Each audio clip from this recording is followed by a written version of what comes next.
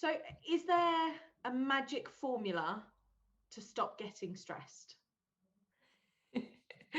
um, I absolutely love that question, magic formula. And, my answer actually would be yes.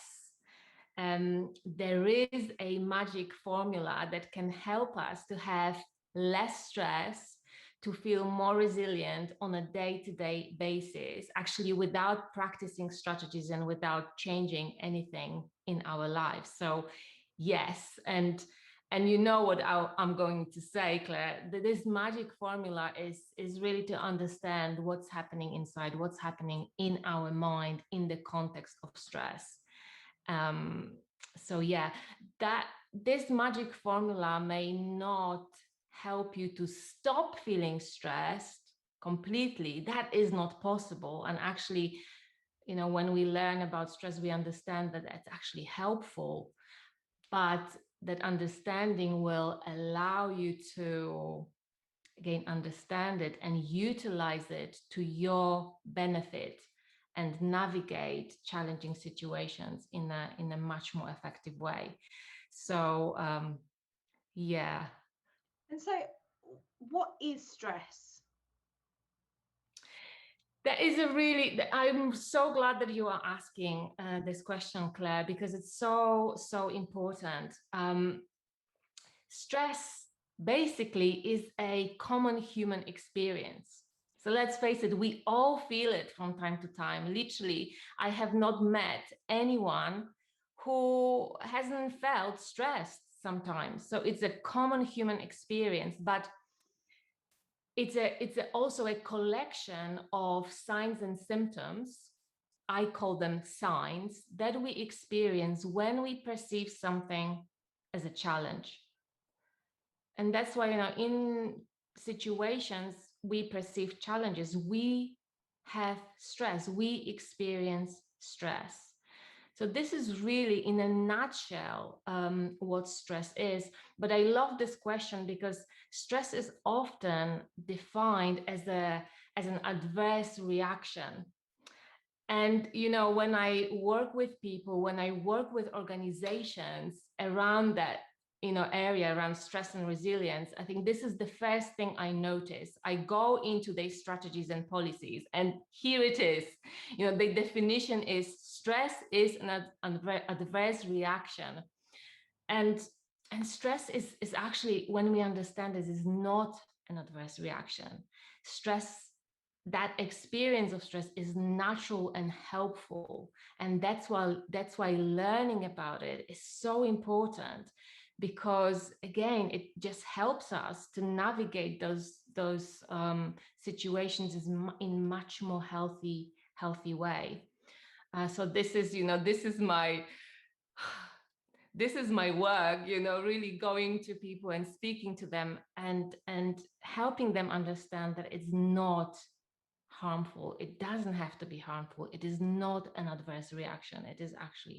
It can be helpful. It is helpful when we understand it. And what is the snow globe analogy? Yeah, so as you know, Claire, in my talks, webinars, workshops, I use different props to capture people's imagination and to kind of give them metaphors so they can learn easier and they can understand what is happening inside.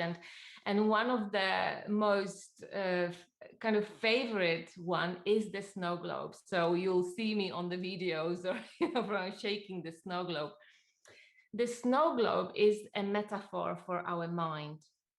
And, when I shake the snow globe and all the little kind of, particles are floating around, that shows people what happens when we are facing a challenge.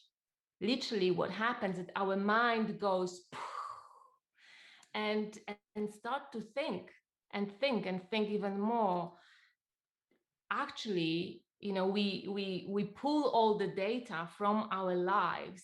Our mind is trying to pull all the data And that's why we think that's why that kind of snow globe goes all fuzzy.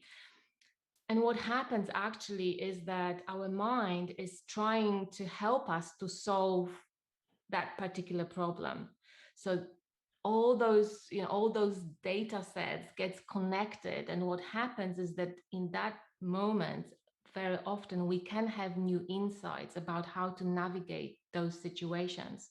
So I use that to help people understand that.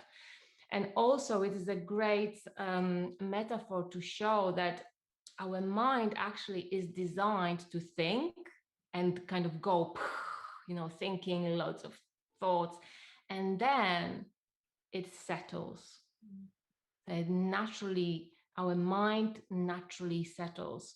So I love that analogy, and I show it and share it all the time because people find it so helpful. They can see it, and sometimes I get emails. People ask me, where can I get those, because I want to have one on my desk just to really remind myself in those moments of stress, in those moments of anxiety, of overwhelm, that what happens inside our mind. So that is just one little insight. It can be so helpful. Yeah, and on your talks you speak on burnout a lot, which is great, and I am curious if this has stemmed from a lived experience. Yes, it is. It is. I speak about burnout. I'm so passionate about stress and burnout. I have experienced it myself. Being a psychologist, working in a health and well-being, I have experienced burnout myself. Um, and again, going through this experience was probably the hardest, the hardest thing that I went through in my life, but also the most insightful, because I've learned so much about myself, and I've actually also learned about stress, and I've learned why sometimes what we do, and very often what we do is we try to apply strategies to manage stress, why this is not so helpful, and why when we misunderstand stress, it is very easy for the stress to accumulate into the chronic stress.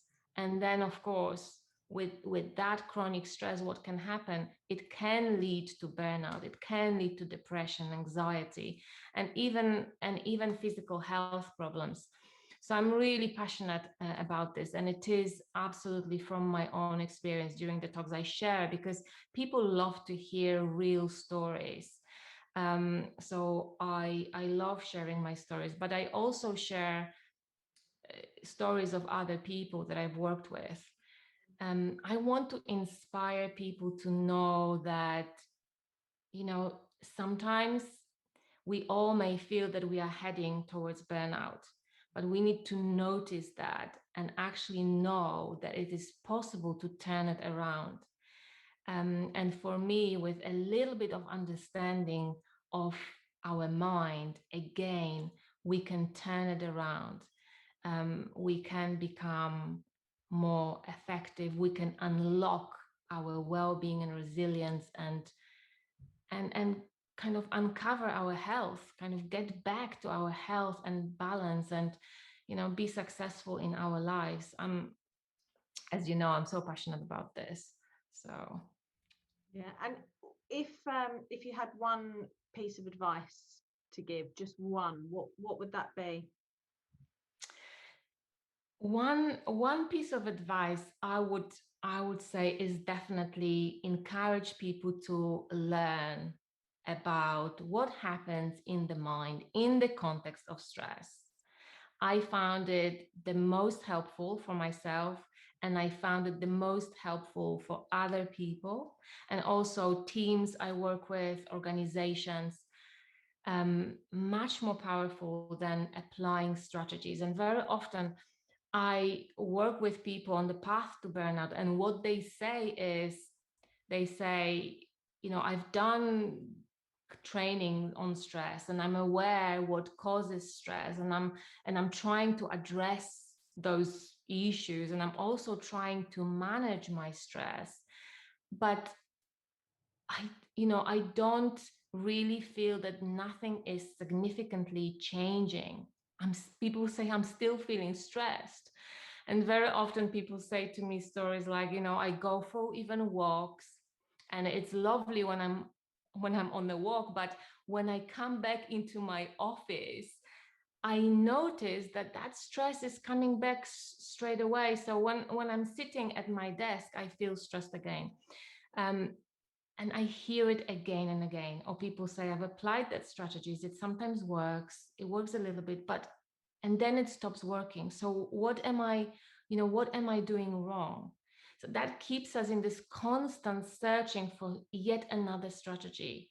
And when people search, apply, it works, but doesn't quite work. At some point, what happens is they start to think, there must be something wrong with me, because other people seem to be managing it much better. But I've been trying my hardest to to change my life and to apply those strategies, but nothing is really working. And that was my experience as well. So that is why I take people in a completely different direction, and I say, forget what you know about stress, forget about managing stress, forget about all the tools and techniques that you've learned. Let's look into a completely new direction. Let's see how this experience of stress actually gets constructed within our psychology. So we look in a completely different direction. And yeah, this is the magic formula, and this is what I encourage people to learn. Life becomes easier. We can maintain our well-being even when we are facing challenges. When we understand resilience is in a way uncovered, and it's so beautiful to see. It's beautiful, inspiring, amazing to see, and I see it every day in my work. So yeah. Perfect. Just another question actually is, we hear a lot with organizations that where they are aware that their teams are stressed, or potentially on the verge of burnout, and so the strategies, like you say, that they put in place are they get a masseuse to come in for the 5-minute massages, or they have a Wednesday meditation session. And so are you saying that although they are great, they're not going to get to the root cause? That's exactly what I'm saying, Claire. Yeah. So I think those strategies are great. And I help organizations develop strategies around stress and well-being. And I absolutely encourage to put those strategies in place, because they can be helpful. Absolutely. When people have those massages, they will relieve the tension. Absolutely. Meditation, fantastic. But I feel that with those strategies, the stress will be coming back, because the root cause is not seen, is not exposed. And that root cause can be only exposed when we look inside into our minds and look what is happening there. Then even what people say is that they start to understand why one technique works sometimes and another time it doesn't. So some people say, I go for a walk and sometimes it's so helpful, but sometimes actually it doesn't really even help me. And I feel maybe I should go for a longer walk. And it's the same with meditation. It's the same with relaxation or any other technique. People start to understand because they understand what is going on inside of them. And this is the key. So I congratulate all the organizations for putting together programs and sharing those strategies, because they can be helpful. However, to really, really address it, we need to empower people, and we can do that by really helping them to understand what's going on within their psychology, learning about their own psychology. Yeah.